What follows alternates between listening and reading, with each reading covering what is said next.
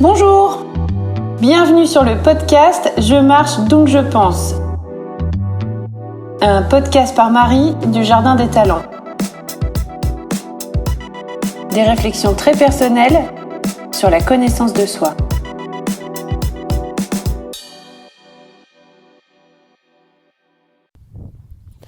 Bonjour à toutes et à tous et bienvenue sur ce premier épisode de l'an 2021. Je vous souhaite avec un peu de retard tous mes meilleurs vœux pour cette nouvelle année.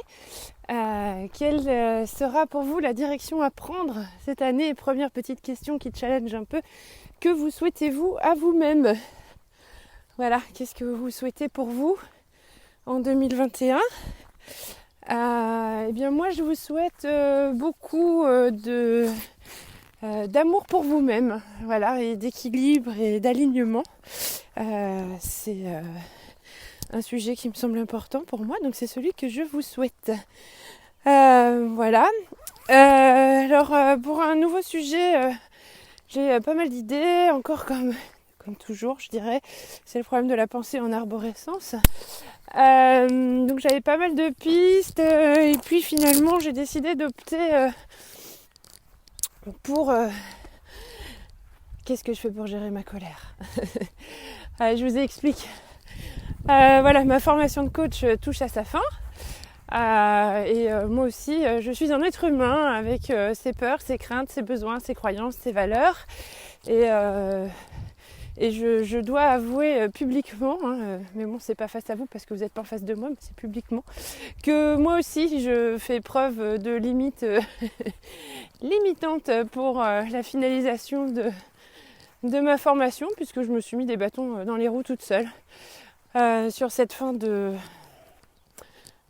formation, et finalement je laisse un peu traîner la certification. Je m'étais fixé un objectif que je n'ai pas atteint, c'est-à-dire que je voulais obtenir mon certificat, mon diplôme. Je suis pas sûre que ce soit un diplôme parce que c'est pas proposé par l'État, bien que ce soit reconnu par l'État. Je voulais obtenir mon certificat avec une belle mention, et bon, je l'aurais pas, donc j'avoue que ça m'a un peu démotivée. Et puis je me suis ressaisie et je me suis dit que quand même cette formation m'a coûté beaucoup d'argent et que j'allais pas gaspiller tout ça de sous. Et moi qui ne suis pas matérialiste, c'est l'argent qui m'a ramené quand même sur les rails. Et là je m'applique à la terminer, mais je dois dire que ces derniers petits mètres me semblent très longs. Mais d'un autre côté, m'évite de me confronter à ma plus grande limite à moi. Voilà, donc ma plus grande limite à moi, c'est... alors là, je suis juste en train de me demander, ça se dit, ça se dit pas? Bah oui, enfin on est là, donc voilà. Et puis si un jour je dois animer une formation en direct, un groupe de parole, je pense que je pourrais en parler aussi. Je me souhaite d'arriver à dépasser cette limite. Je dois réussir à trouver mes propres solutions. C'est pas comme si je connaissais pas les outils, parce que je vous les fais expérimenter ces outils, mais pour soi-même c'est un peu plus compliqué. Ma propre limite limitante à moi, celle qui m'empêche de finaliser mon certificat, là, ma formation, et de me lancer dans le grand bain, c'est ma difficulté on est à la limite de l'incapacité à monnayer mes prestations. J'ai énormément de mal à accepter recevoir de l'argent pour ce que je fais. Voilà, mais ça c'est un problème qui est rencontré par plein d'autres personnes, et je le sais. Et c'est ce qui fait qu'il y a des personnes qui arrivent à devenir riches et d'autres pas. Et je pense que mon inintérêt intérieur pour le matériel fait que j'ai rarement d'idées sur mes tarifs, et que quand on me demande, j'ai toujours du mal à me positionner, que ce soit pour les photos, pour le coaching, pour des cours, pour tout. À partir du moment où il faut monnayer ce que je sais faire, j'ai beaucoup de mal. Quand je travaillais au Luxembourg, j'étais très grassement payée pour faire un boulot qui à la base me semblait intéressant, mais ma valeur, je sais pas si elle peut exister, la valeur, mais voilà, ma valeur, parce que pour moi les valeurs sont importantes, associée à ma valeur humilité, associée à tout un tas d'autres valeurs, font que Je ne comprenais pas, c'était incohérent pour moi d'être aussi grassement payée pour travailler pour un organisme humanitaire et caritatif. Je ne voyais pas le sens du truc, puisque mon propre salaire mensuel aurait pu aider déjà tout un tas de gens dans cette œuvre humanitaire qui était en Afrique. Et je trouvais ça parfaitement injuste, puisque moi, ça ne me demandait pas beaucoup d'efforts. Enfin, si me lever le matin, ça me demandait toujours des efforts, mais une fois arrivée au bureau, supporter mes collègues aussi, ça me demandait beaucoup d'efforts. Mais je veux dire, le travail en soi ne me demandait aucun effort, au contraire. J'ai une capacité de travail qui est assez importante. Et je ne comprenais pas pourquoi j'étais aussi grassement payée pour faire ce job. Et donc ça m'a coûté quand même pas mal de séances de psy à l'époque pour arriver à trouver ma cohérence à moi. Et voilà, et donc ça a réussi à fonctionner. Et donc quand je suis rentrée en France, j'ai fait le choix d'être enseignante et de recommencer à l'échelon 1. Donc effectivement, je suis rémunérée comme une débutante. Toutes mes années d'ancienneté dans le privé ont été mises à zéro. Et voilà, donc j'ai le salaire, je travaille à 80%, donc je suis rémunérée comme une gamine de 25 ans à 80%, donc c'est pas très gras, mais je suis beaucoup plus en accord avec moi-même. Bon, les fins de mois sont pas toujours joyeuses, et je suis contente d'avoir toujours des petites activités annexes pour arrondir les fins de mois, comme on dit. Si ce sujet vous met mal à l'aise, vous zappez, vous allez plus vite. Mais c'est juste pour vous expliquer qu'en fait, on a chacun ses propres limites. Donc je suis absolument pas en train de me plaindre de ma situation, que les choses soient claires, parce que j'en suis plutôt heureuse. Je suis plutôt contente en fait, parce que je suis parfaitement alignée avec moi-même. Bon, je trouve juste que les profs français pourraient être un peu mieux payés quand même. Voilà, je trouve ça un peu scandaleux les écarts. Et vu ce qu'on nous demande de faire dans un établissement scolaire, on a quand même beaucoup de rôles et beaucoup de casquettes. On a quand même une responsabilité assez grande, et là on s'en rend compte en ce moment. Je veux dire, si les écoles ne sont pas fermées, c'est aussi parce que l'école a une grande responsabilité, pas juste d'être une garderie pour que l'économie reparte, comme certains disent, mais on a quand même un rôle d'adulte présent, à l'écoute, aidant, qui est là, un pilier, un repère. Bref, on ne va pas rentrer sur ce terrain-là, mais quoi que si, puisque j'étais en train de vous dire que le sujet du jour serait la gestion de la colère. Donc oui, effectivement, je peux avoir pas mal de colère à l'intérieur de moi à différents sujets, et dont le fait de ne pas être satisfaite, de ne pas réussir à terminer ce fichu diplôme, parce que j'ai peur de devoir monnayer mes services après.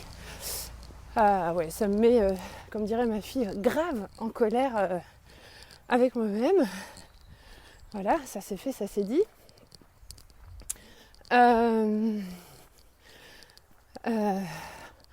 Du coup, la colère m'a fait perdre mes moyens. Alors, je sais pas si ça vous arrive aussi, là, quand vous pensez en mode un peu colère. Moi, ça fait une espèce de feu d'artifice de colère dans ma tête, et je pense à plein de trucs. Et d'un seul coup, c'est comme quand le feu d'artifice s'arrête, c'est le ciel noir. Je sais même plus ce que je voulais dire.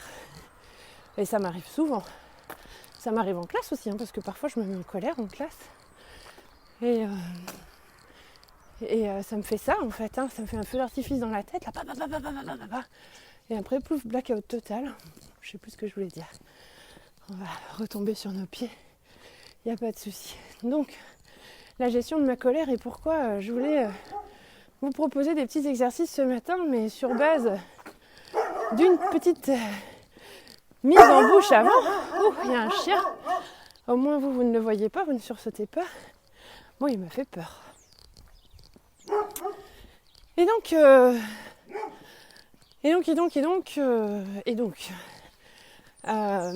sais ce que je veux vous raconter, c'est juste que je ne sais pas dans quelle heure de commencer. En fait, voilà, je me suis inscrite à une nouvelle formation. Ah, encore une. Oui. Alors, moi, j'aime bien les formations, puis alors là, en ce moment, j'ai l'impression d'être dans une cour de récréation. Je suis trop contente. J'ai l'impression d'être chez Joueland. J'aime pas Joueland, mais j'ai l'impression d'être une petite fille avant Noël dans un magasin de jouets, grâce à ce fichu Covid qui nous oblige à vivre avec un masque à longueur de journée. Parce que pour moi, c'est vraiment le côté le plus désagréable. Le reste, j'ai pas une vie palpitante au point d'être en souffrance. Si, ça me manque de pas aller au cinéma. Ça me manque horriblement de pas aller écouter des concerts. Ça me manque de pas me retrouver avec des amis boire un pot. Mais d'un autre côté, dans la ville où je vis depuis 3 ans maintenant, j'ai plus cette vie. Donc finalement, le confinement, il était arrivé un peu avant l'heure pour moi. Donc en fait ça change pas grand chose. Si je devais avoir une nostalgie, ça serait celle de la vie d'avant, juste d'avant arriver là. J'avais une vie sociale et culturelle très riche et très remplie. Mais depuis qu'on habite là où on vit en ce moment, c'est devenu tellement calme que du coup voilà. C'est pas un grand manque finalement, mais travailler avec un masque et ne plus voir les expressions du visage des personnes que j'ai en face, ça reste un peu compliqué quand même. Je fais une photo en même temps parce que le paysage est absolument magnifique. Je la mettrai sur Instagram, du coup, cette image. Voilà. Et donc, grâce au Covid, j'ai accès à beaucoup de formations en ligne et qui sont devenues gratuites et accessibles, alors qu'elles ne l'auraient pas forcément été accessibles si il n'y avait pas eu le Covid. Donc là, ma voisine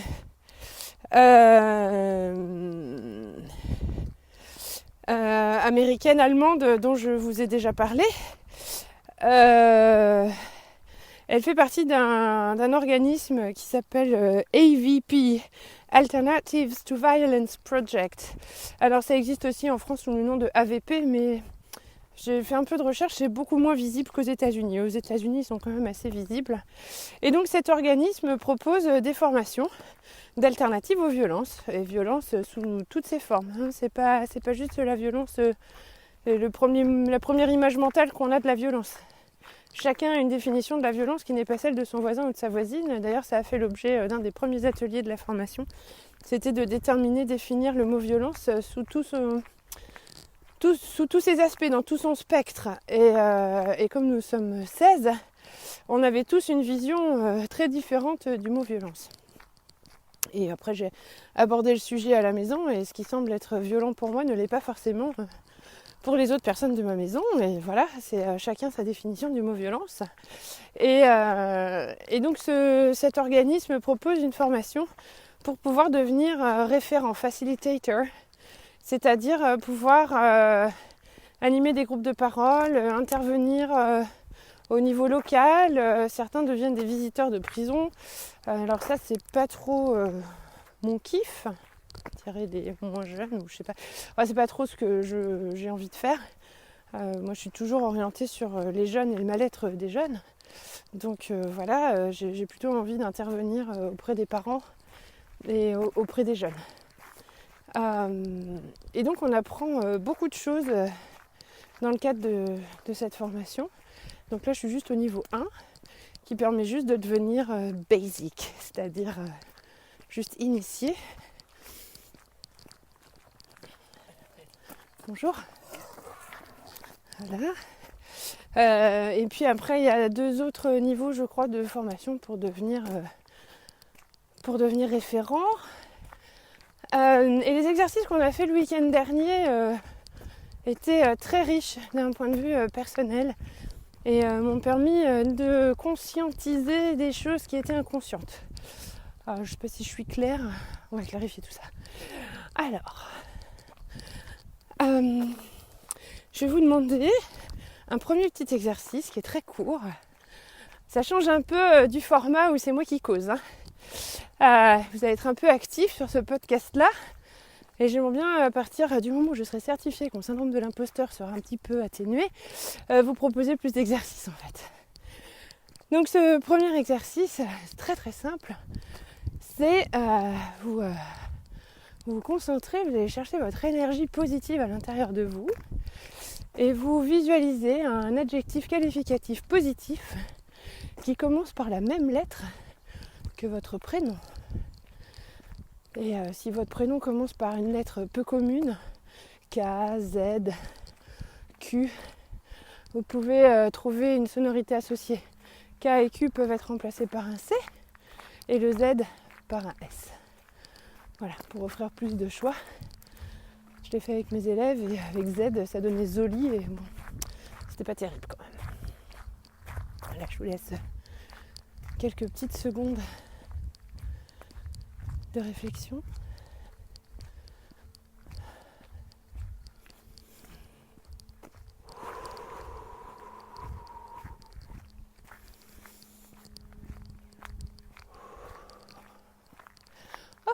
Vous l'avez ? Alors maintenant, vous allez mentalement ajouter cet adjectif positif qui commence par la même lettre que votre prénom devant votre prénom. Et ça, c'est votre nouvel avatar. C'est votre petit mot à vous qui appartient à votre jardin secret. Ce qui se passe dans votre tête vous appartient et n'appartient rien qu'à vous. Et nul ne peut aller vérifier ce qui se passe dans votre tête. Et ça, c'est important de bien l'intégrer pour le deuxième exercice. Puisque à l'intérieur de sa tête, on a le droit de penser à ce que l'on veut. C'est notre propre jardin secret. On peut inventer toutes les vies que l'on a envie d'avoir. On a le droit de s'identifier à un adjectif qualificatif, positif, absolument extraordinaire ou merveilleux, magique, féerique, adorablement coquet. C'est vous qui voyez, vous ajoutez cet adjectif à votre prénom. Et si une petite voix malicieuse et pernicieuse vient vous dire que c'est un peu narcissique ou c'est un peu égocentrique ou un peu vaniteux, et bien vous la renvoyez bouler avec un grand coup de pied au derrière, cette petite voix, et vous continuez de savourer l'énergie positive dégagée par ce qualificatif positif apposé à votre prénom. Voilà. Selon les besoins, vous pouvez le faire évoluer aussi. Si à un moment donné, si vous êtes parti sur un qualificatif très dynamique et qu'à un moment donné, vous avez besoin de douceur et que vous appelez Diane, donc si le jour où vous êtes dynamique, vous avez besoin de mettre dynamique Diane, mais que 3 jours après, vous êtes au fond du trou et que vous avez besoin de mettre douceur Diane, ou douce Diane plutôt pour un adjectif, libre à vous. Ok, c'est un adjectif, un exercice que l'on peut moduler en fonction des besoins pour ressentir les émotions positives associées à ce qualificatif. Voilà. Maintenant, deuxième exercice.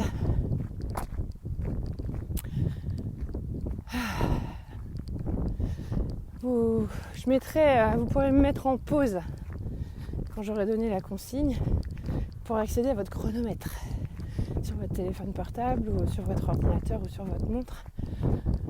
Parce qu'il va falloir tenir 3 minutes. Ouais. Ça va, c'est pas si long. C'est même plutôt bien. Ok, vous êtes prêts, vous êtes prêtes ? Alors, je m'autorise 3 minutes de pensée positive à l'égard de moi-même. Et donc, pendant ces 3 minutes, je vais me parler à moi-même de tout ce que j'aime faire, de tout ce en quoi je suis compétente, de tout ce qui me procure du plaisir, de tout ce qui est bien pour moi et de tout ce que j'aime donner, de tout ce que j'aime recevoir, de tout ce que je sais bien faire. Voilà, tout ce qui est positif autour de vous-même, qui gravite. Vous allez remplir votre réservoir affectif à l'intérieur de vous-même avec vos propres paroles. Parce qu'il est important de prendre conscience que la meilleure personne pour prendre soin de vous, c'est vous-même. Ok ? Vous êtes prêts ? Prêtes ? Allez. Vous mettez en pause et hop, chronomètre 3 minutes. Si vous ne tenez pas jusqu'à 3 minutes, vous laissez le temps filer jusqu'à 3 minutes pour aller chercher des idées nouvelles. Si 3 minutes vous semblent infaisables, commencez par 1 minute, 30 secondes, et chaque jour augmentez. Je vous laisse, allez, appuyez sur pause.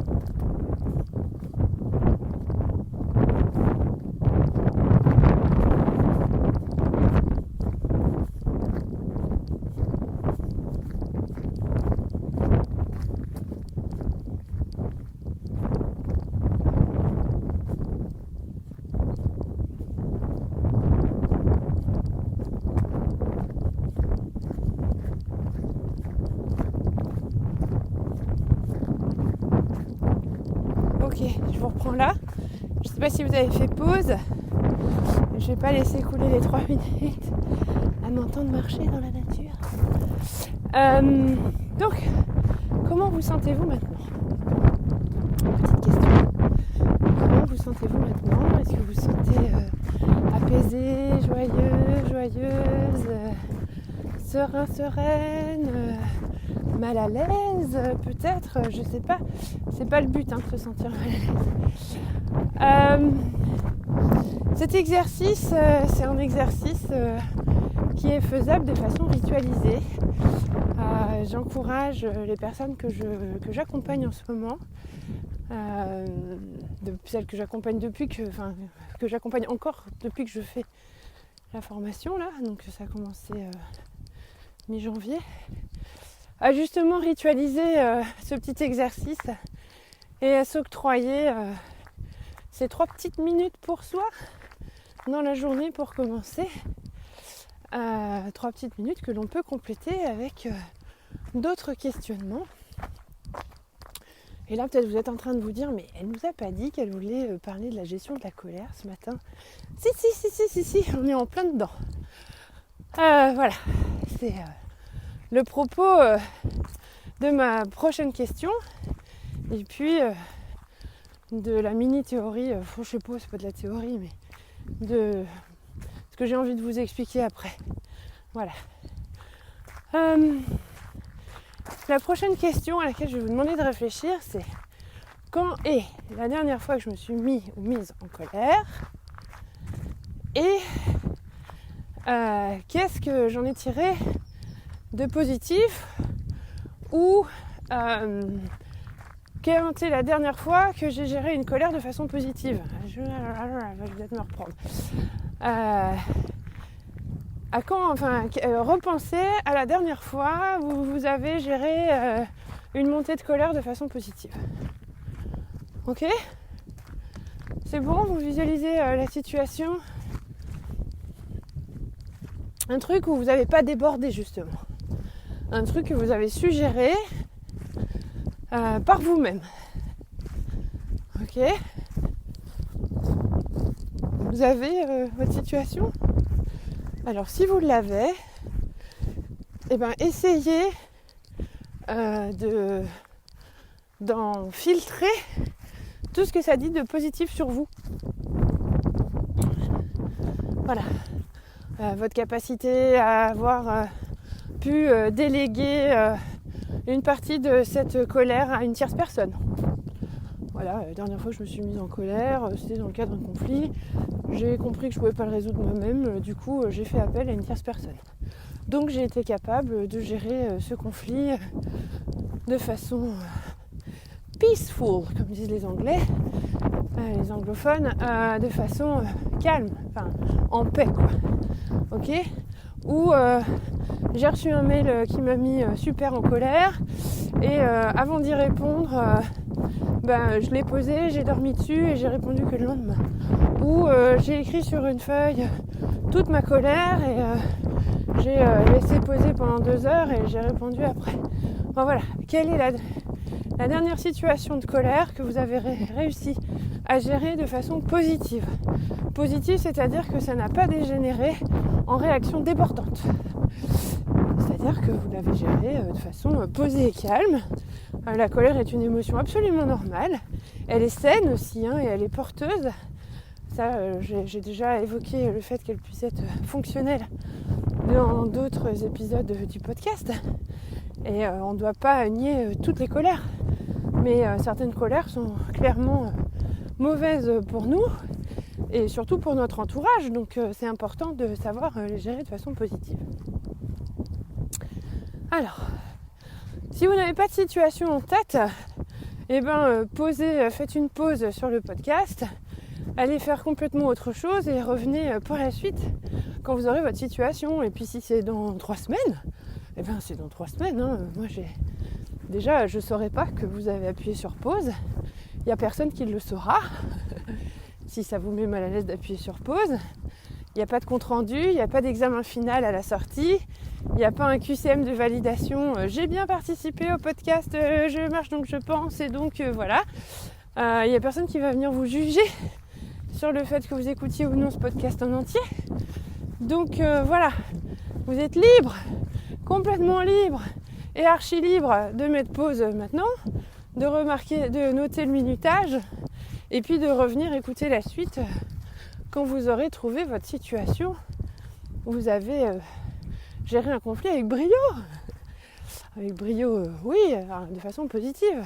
C'est-à-dire de la façon la moins débordante possible. Je me répète un peu, je fais des boucles. Mais parfois, j'ai envie de m'assurer que je suis bien claire. Et là, pour le coup, à force de passer des journées à répéter des trucs évidents à des gamins qui ne veulent pas les entendre, parfois j'ai tendance à me répéter, à reformuler, reformuler. Donc, vous m'envoyez un message et vous dites que je me répète de trop. Ça me fera plaisir. Enfin, même pour me dire autre chose. Ce matin, j'ai reçu un joli message qui m'a fait plaisir. Voilà, qui se terminait par hâte d'écouter tes nouveaux podcasts.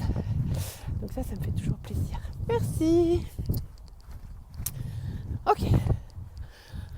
Donc en fait, là où je voulais en venir, d'autres exercices comme ça, on pourra en faire surtout sur ce thème de la violence et de la colère. C'est quand même ce qui m'a, moi, emmené vers l'envie de faire cette formation de coach et qui m'a aussi tiré vers cette formation de AVP.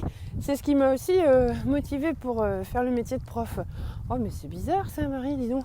Bah oui, en fait moi j'ai énormément souffert de la violence verbale et comportementale des êtres humains les uns envers les autres. Et à un moment donné je me suis dit que si je devais avoir une mission sur cette terre, ouais non je suis pas suffisamment spirituelle pour vraiment m'investir comme ça, mais bon bref, si je devais avoir une mission sur cette terre, non je ne tiens pas à être canonisée, mais que si je devais avoir une mission donc ce serait d'apporter un peu plus de paix entre les humains, un peu plus d'acceptation et un peu moins de jugement, et de pouvoir grandir le mieux possible pour devenir des adultes le plus équilibrés possible. Voilà, mon postulat est que si on apprend dès le plus jeune âge à interagir différemment entre êtres humains, et bien après on devient des adultes meilleurs et moins en souffrance. Parce que mon autre point de départ de réflexion est la vie n'est quand même pas très longue sur cette terre, et donc pourquoi s'acharner à être malheureux, triste, violent, frustré et se faire du mal alors qu'on pourrait tous être heureux. Ouais, je sais, j'ai une vision très bisounours du monde, mais je tends à cette vision bisounours du monde et c'est un peu ce qui me tire dans la vie, et j'ai envie de pouvoir atteindre cet état de paix intérieure et de me transformer en bisounours licorne, et voilà, et ouais. Ouais, vous êtes mort de rire? Non? Ok, ça va. Et là, vous dites non, mais je vais arrêter. Je sais pas ce qu'elle prend en ce moment, Madame le Jardin des Talents, mais elle tourne pas rond. Si, je tourne hyper rond, il n'y a pas de souci. C'est ma liberté de parole.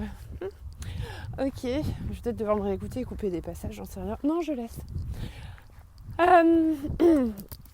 Et donc voilà, c'est de pouvoir interagir avec ces comportements et ces attitudes violentes qui me poussent dans ce que j'ai envie de faire comme activité derrière. Donc ça me prend du temps pour arriver à affiner mon projet. Je me sens un peu comme un archéologue qui est parti fouiller et qui a trouvé un truc et qui doit vraiment enlever tout un tas de couches de sédiments, de terre, de boue et tout ça pour arriver à trouver son diamant à l'intérieur. Et je pense, et je suis profondément convaincue qu'en chacun de nous, il y a un diamant ou une pépite d'or qui est recouverte de tout un tas d'épaisseurs, de boue, de sédiments, de blessures, de tout ça, et qu'en fait c'est un peu ce qui moi me pousse dans mes activités, c'est d'arriver à ce que chacun puisse aller se reconnecter avec son diamant intérieur. Ah, vous savez ce petit adjectif qualificatif positif qui commence par la même lettre que son prénom, et ces 3 petites minutes dédiées à penser à soi-même de façon positive. C'est une sorte d'accès à ce diamant à l'intérieur de chacun. Et donc je suis profondément convaincue aussi qu'une fois que l'on a accès à ce diamant à l'intérieur de soi, j'aime pas les diamants en plus, à cette fleur, ça me parlerait plus. Je suis pas très vénale ni matérielle, donc diamants et pierres précieuses, c'est vraiment pas C'est vraiment pas mon truc. Ni une pépite d'or, parce que j'aime pas particulièrement l'or non plus. Non, une fleur alors. Enfin, je sais pas, chacun, si vous avez envie de visualiser votre Porsche à l'intérieur de vous-même, en fait, libre à vous de définir ce truc qui vous porte et qui est extrêmement positif, votre noyau positif à l'intérieur de vous. À vous de le visualiser comme vous en avez envie. Parce qu'effectivement, quand on me parle de pépites ou de diamants à l'intérieur, moi, ça me parle pas du tout.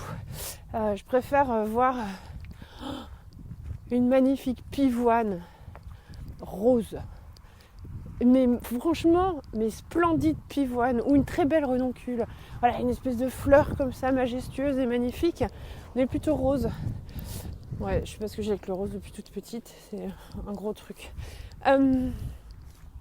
Et donc, chacun possède à l'intérieur de soi, au fond de son cœur, au fond de son ventre, au fond de ses tripes, une partie ultra positive, qui est vraiment recouverte de tout un tas de trucs vachement moins mignons et vachement moins jolis. Et une fois qu'on accède à cette partie de soi positive, on peut décrocher la lune en fait. C'est ce qui va nous permettre d'avancer sereinement, de façon positive, d'avoir confiance en soi, de reconstruire son estime de soi. Alors, trop souvent, ce noyau intérieur est beaucoup trop enfoui et il a été beaucoup trop malmené pendant sa vie d'enfant, dans la petite enfance, dans l'enfance, à l'adolescence. Ce qui fait qu'on perd complètement le lien avec ce noyau intérieur. Et c'est ce qui fait que notre estime de soi se retrouve largement amoindrie et se trouve même en danger.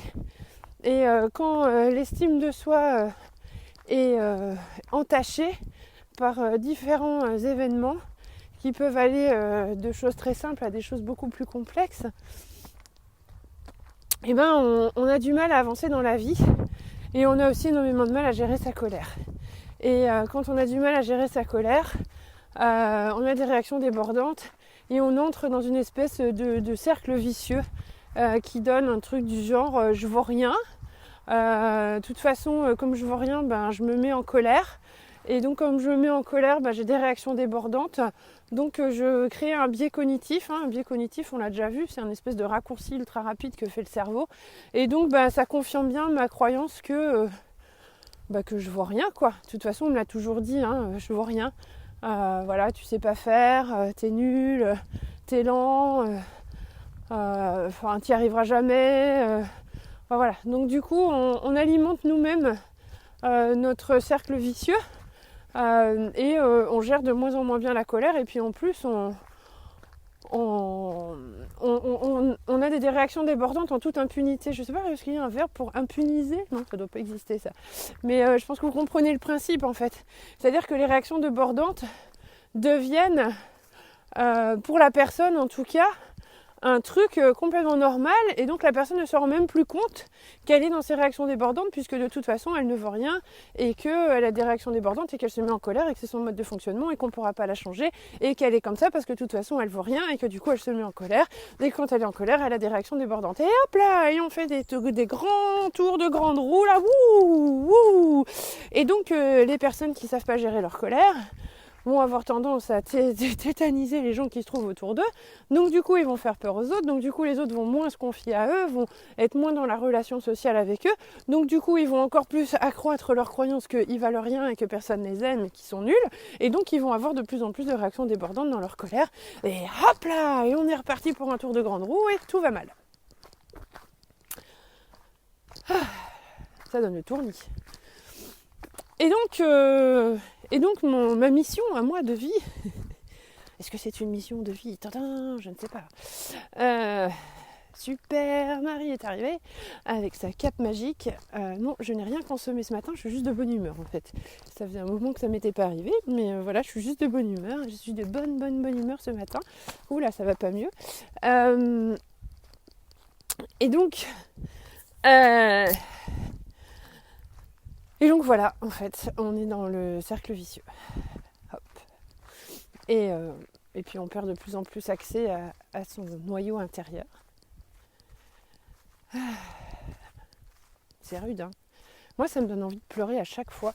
En fait, quand je vois quelqu'un qui est dans une réaction débordante, mon système empathique se met en alerte.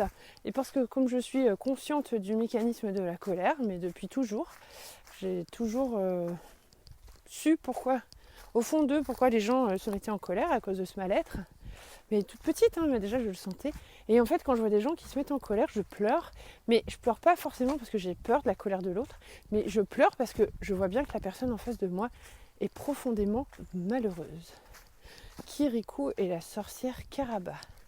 Qu'est-ce que j'ai pleuré à la fin. Pourtant, j'étais largement adulte quand le film est sorti, quand le dessin animé est sorti.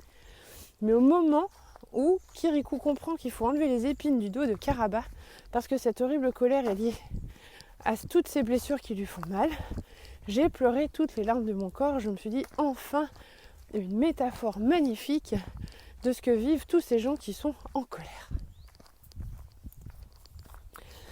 Limite, je pourrais presque avoir de l'empathie pour Donald Trump. Je me dis, le pauvre, il doit être tellement malheureux à l'intérieur de lui-même. Qu'est-ce qu'on pourrait faire pour l'aider, quoi? Mais non, on va pas avoir de peine pour Donald Trump. On pourrait presque, hein, si on s'imagine le petit garçon et tout.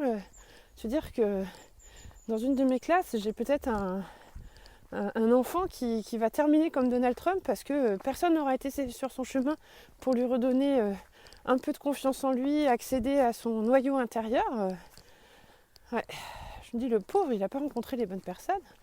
Donc effectivement, je passe beaucoup de temps dans mes classes à essayer de reconnecter les gamins en perdition avec leur noyau intérieur, à les valoriser sur ce qu'ils savent faire de bien. J'ai un grand taux d'échec pour le moment.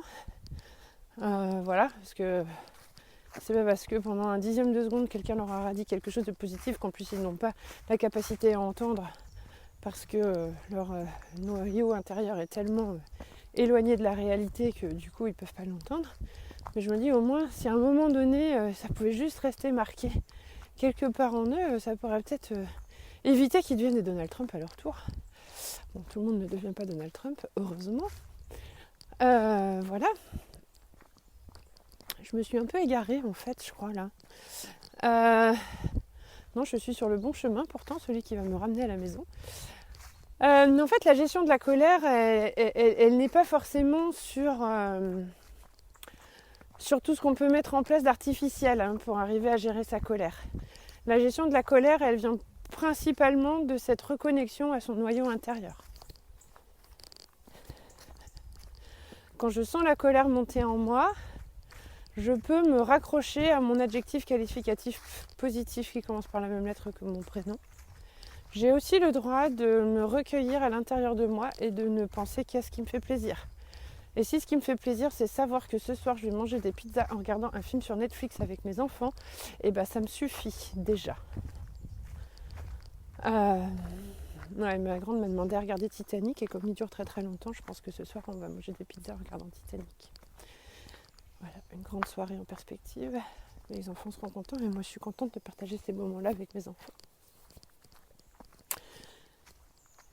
Parler positivement de soi, c'est pas aller chercher à révolutionner le monde. On n'est pas là pour avoir des grandes idées, des grandes théories. On est là simplement pour se dire je me suis acheté une jolie boîte de thé Pouka avec des beaux motifs sur la boîte.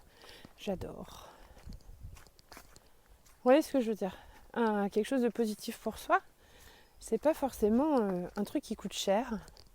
C'est pas forcément un truc grandiose. C'est pas forcément se dire waouh, un truc méga.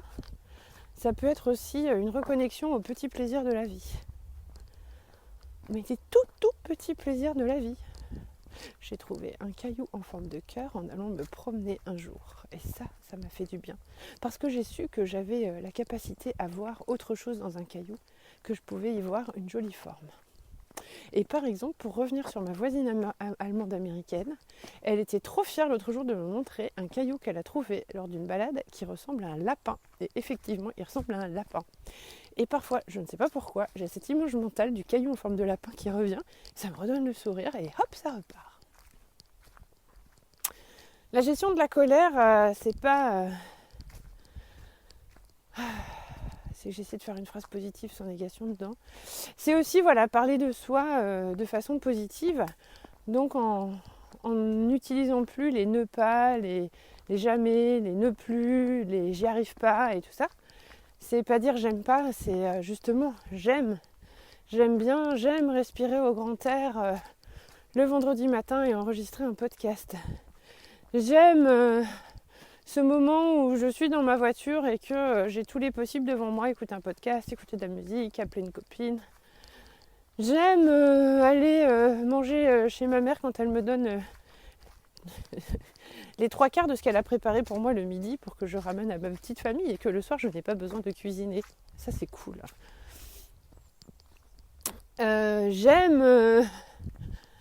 J'aime regarder les jolies couleurs des feuilles qui sont tombées par terre.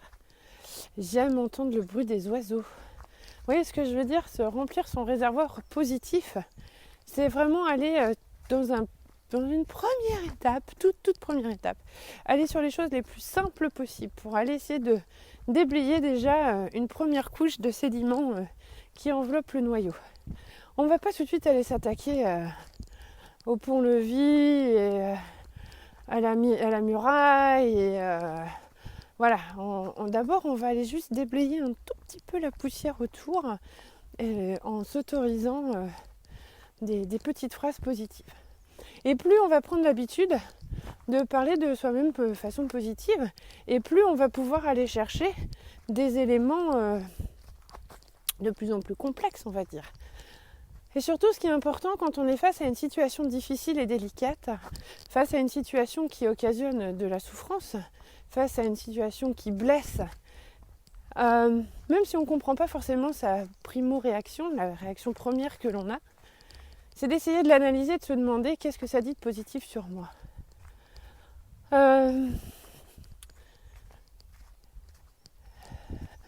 Parfois, on ne réagit pas dans certaines situations. On ne réagit pas, on est sous le coup de la sidération. Et la sidération, c'est un processus mental qui permet de se protéger. Et sous le coup de la sidération, on s'empêche des réactions. Le cerveau bloque en fait. Il y a l'adrénaline qui monte, tout ça, tout est bloqué. Et après, quand l'effet de la sidération est parti, on se demande « mais pourquoi j'ai rien dit ? Pourquoi j'ai pas réagi ?»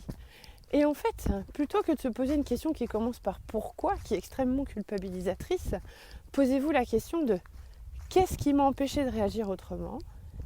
Et qu'est-ce que cela a de positif comme conséquence sur moi maintenant ?» Ouais, toute situation confondue, les plus difficiles et les plus faciles, tout. Qu'est-ce que cela dit de positif sur moi en fait ? Et bien, ça me dit que mon instinct de survie, il est fort. Et qu'en fait, si j'ai pas réagi, c'est aussi parce que mon néandertal ou mon sapiens qui vit à l'intérieur de moi, mon reptilien, bien qu'il soit remis en question, le cerveau reptilien, était là aussi pour ma survie.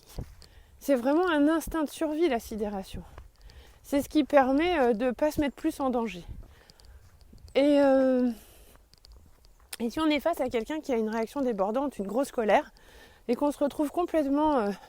on a la sensation d'être infantilisé dans notre réaction, c'est pas une réaction infantile, loin de là, c'est une réaction de survie en fait. C'est la sidération qui nous protège, qui fait qu'on va pas tout de suite réagir. Parce que si on réagissait tout de suite, on ne sait pas ce qui se passerait. Parce que nous aussi, on peut avoir une réaction ultra débordante et entrer dans un conflit terrible et laisser sortir des émotions très vives. Et donc, notre cerveau va nous protéger. Donc, plus je me protège et plus je sais que je suis potentiellement en danger avec moi-même, entre guillemets. C'est-à-dire que moi aussi, je peux avoir des réactions extrêmement débordantes. Et c'est pour ça que mon cerveau me protège, justement. Et donc, quand je ne réagis pas face à quelqu'un qui a une réaction débordante, quand je dis je, c'est moi, c'est vous, c'est soi-même. C'est principalement pour nous protéger. Et donc, une fois que la situation est passée, s'interroger, qu'est-ce que cela dit de positif sur moi ? Cela me dit que j'ai un instinct de survie et que je suis capable de me protéger, de faire attention à moi. Et ça, c'est super important. Donc, si on devait garder... une petite conclusion, une petite trame du podcast d'aujourd'hui. Les 3 points principaux sont retrouver l'accès à son noyau intérieur grâce aux 2 premiers exercices que je vous ai, 3 premières questions que je vous ai posées au début du podcast. Deuxièmement, prendre conscience qu'une personne en souffrance ou qui a eu des grosses blessures va avoir des réactions beaucoup plus débordantes et se mettre beaucoup plus facilement en colère qu'une autre. Et donc, arriver à relativiser la situation en étant conscient que c'est l'enfant blessé qui réagit et pas l'adulte sain. On part du principe, dans certaines branches de psychologie, que l'adulte est sain et va bien, et qu'en fait toutes nos réactions émotives excessives sont les réactions de l'enfant blessé. Et donc quand je ressens une émotion comme la colère à l'intérieur de moi, je vais m'interroger à savoir quel enfant blessé réagit. Voilà, et donc je repense à la situation et je remplis mon réservoir affectif et je rassure cet enfant à l'intérieur de moi. Je le prends dans mes bras, je lui fais des bisous et des câlins. Une fois de plus, ce qui se passe dans ma tête n'appartient qu'à moi, rien qu'à moi.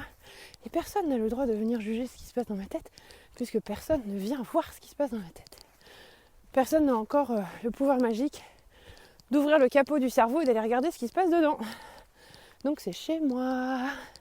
J'y fais ce que je veux et si j'ai envie de consoler cet enfant intérieur, j'ai largement le droit de le faire. Troisièmement, si je culpabilise ou si j'ai mauvaise conscience de ne pas avoir réagi dans une situation de débordement d'une personne qui déborde sur moi, en tirer le positif, se poser la question qu'est-ce que cela dit de positif sur moi et continuer à avancer fort de cette expérience en fait. Et vous verrez, quand on prend l'habitude de voir positivement cette non-réaction au départ et quand on arrive à aller rassurer l'enfant blessé à l'intérieur, petit à petit, on accède à la répartie beaucoup plus facilement. Quand on arrive à se renouer avec son noyau intérieur, avec son joyau intérieur, avec sa beauté intérieure, on arrive petit à petit de plus en plus à pouvoir exprimer ce qu'on a à dire. Parce qu'on va s'apaiser, trouver un chemin de sérénité et on sera capable de le dire avec beaucoup plus de calme et de maturité qui sont plutôt attendus dans une relation d'adulte à adulte. Enfin dans une relation d'un adulte, même sur un enfant aussi, on s'attend à avoir une relation de communication mature. Voilà, et si vous n'arrivez pas à vous exprimer et à dire les choses, c'est peut-être parce qu'elles sont encore trop violentes à l'intérieur de vous-même et que les pensées que vous avez sur vous-même sont encore trop négatives, que votre joyau est encore inaccessible. Prenez du temps pour renouer avec votre petit noyau intérieur. Ça peut se faire dans toute situation. Je vais revenir sur l'épluchage de carottes, mais je l'épluche quand même pas mal de carottes dans une semaine. Entre les carottes râpées, les soupes avec des carottes, les plats en sauce avec des carottes. C'est vrai que j'épluche pas mal de carottes dans une semaine, donc au moins tous les soirs. Donc ça me laisse au moins du temps chaque soir pour faire tous ces petits exercices. Parce que je les fais moi, c'est pas juste... je vous donne pas juste du clé en main et hop, je me frotte les mains et après... je vais me morfondre dans un coin en me disant que je suis nulle. Non. Ce que je partage avec vous, c'est déjà largement expérimenté auparavant avec moi-même. Bon, l'idée de l'adjectif positif, c'est nouveau, je l'ai appris la semaine dernière. Mais le petit moment de pleine conscience d'épluchage de carottes, je vous en ai déjà parlé. C'est juste que je varie les plaisirs quand j'épluche mes carottes en fait. Je fais pas toujours la même chose en pleine conscience. Voilà. Ça c'est mon moment à moi. À vous de trouver le vôtre, si c'est en vous démaquillant le soir ou pour les dames, je sais pas moi, en prenant votre douche. C'est important que ce soit fait dans un moment qui est positif pour soi, même c'est pour ça que je parle de se démaquiller, de prendre sa douche, d'éplucher ses carottes, de faire cet exercice de pleine conscience quand on est en train de faire quelque chose d'agréable et positif pour soi. Par exemple, je n'aime pas le faire en voiture parce que je me sens quand même en danger en voiture et j'aurai difficilement accès à mon noyau positif intérieur quand je me sens en danger dans ma voiture. Voilà, donc je le fais quand je me sens en sécurité, bien évidemment. Et quand je me sens seule dans le bon sens du terme, quand je me sens bien dans le moment pour le faire. Voilà. Après, j'ai encore du mal à gérer les interruptions. Je veux dire, s'il y a quelqu'un qui vient m'interrompre dans ce petit moment de recueillement avec moi-même, c'est un peu dur. Alors là, pour le moment, j'ai pas les clés. Je sais pas si on peut mieux accepter l'interruption, parce qu'une fois qu'on est vraiment parti plonger à l'intérieur de soi, c'est compliqué d'être ramené à la réalité pour un truc autre qui, pour le coup, sur le moment, ne semble pas avoir beaucoup d'importance. Mais bon, bref. Voilà. J'espère que ce podcast vous aura aidé quelque part. C'est ma mission de vie. Non. J'espère que ça vous aura aidé en tout cas. Ça c'est sincère et ça vient du fond du cœur. Non, je n'ai toujours pas consommé de substance ce matin. C'est juste la bonne humeur ce matin. Voilà, parce que je sais pas, c'est vendredi. Hier, j'ai fait une séance de MDR qui a été, je pense, très bénéfique du coup.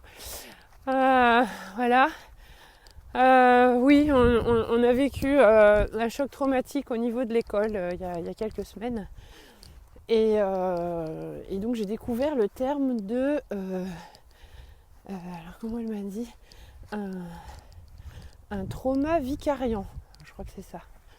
Un choc vicariant, un trauma vicariant. C'est quand j'investis pleinement le choc traumatique d'une autre personne parce qu'elle m'a tellement raconté tous les détails que du coup j'ai la sensation de le vivre moi-même. Voilà, bon après je vais pas rentrer dans les détails parce que vraiment j'ai plus du tout envie d'en parler. Mais on avait vraiment vécu un énorme drame dans mon établissement scolaire qui a touché 70% des élèves. Et donc voilà, j'avais besoin d'aller faire une petite séance de MDR pour mieux gérer le truc. Effectivement, ça m'a enlevé une sacrée épine du pied, hein, cette petite séance de MDR là. Oups là, 20 petites minutes à regarder une petite lumière de droite à gauche avec des petits cailloux qui vibrant dans les mains là, hop hop hop. Et après hop, on ressort comme un petit personnage de Lucky Luke, tout guiré ou presque. Donc je vous encourage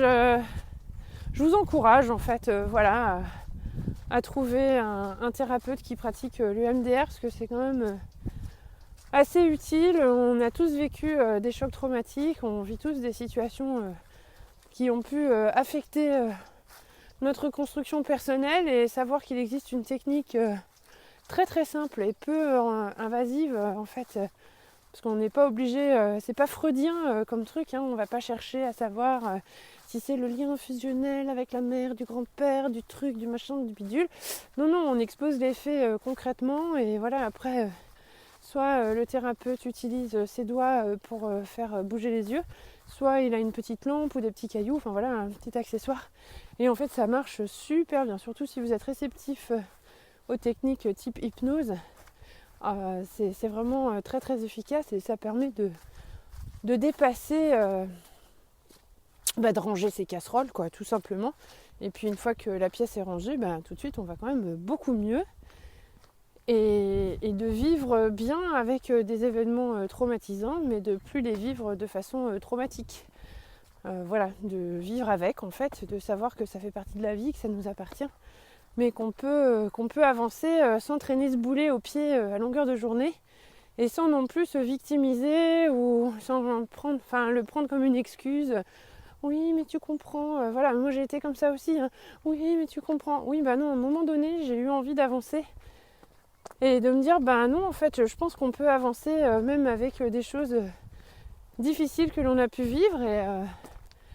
Et il doit bien exister un moyen d'y arriver. Donc voilà, je suis contente d'avoir rencontré ces thérapeutes qui m'ont initiée à l'EMDR. Et maintenant, je suis contente de pouvoir aller faire des séances quand j'en ai besoin. Bon, je consomme pas à gogo, hein, je n'y vais pas tous les 4 matins non plus. Et là, en plus, c'est ma thérapeute qui avait entendu parler du drame dans les médias locaux et qui m'a contactée, qui m'a dit voilà, je pense que là, vous connaissant un peu avec votre système empathique, voilà. Est-ce que ce serait pas une bonne idée quand même de traiter ce truc-là ? Eh ben oui, tout à fait. Donc voilà, on l'a fait et c'est chouette parce qu'aujourd'hui, je me sens quand même largement allégée d'un poids. Voilà, donc dans la gestion de la colère, pouvoir avoir recours à un thérapeute pour pouvoir nettoyer l'intérieur de son système émotionnel, ça peut être quand même super bien et puis ça permet d'avoir accès à son noyau intérieur. Sur ce, je vous souhaite une très belle journée et je vous dis à très bientôt. Bye bye.